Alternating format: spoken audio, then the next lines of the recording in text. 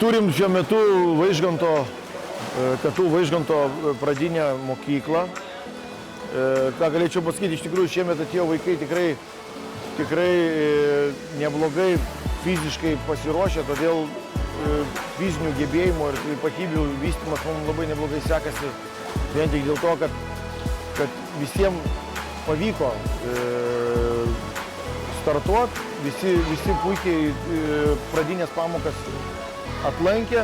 Labai gerai, kad baseinas Žalgiris turi tokį, vadinkim, tą vaikų zoną, kur jie gali saugiai jaustis, tai labai palengvina patį procesą mokymo.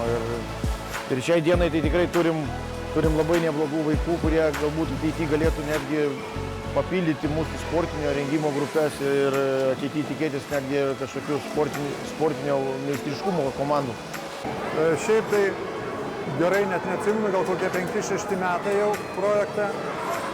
Vaikai yra labai neblogi, net keista, būdavo prastesnių metų.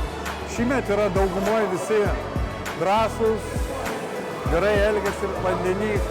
Iš esmės negalim skųstis. Grupės čia yra 2 klasės paskirstėmi stipresnius, kurie jau daugiau pažengę ir kurie silpniau. Tai mokinam geriau pažengusius antram takelyje, o silpnesnius pirmam. Tai tiek.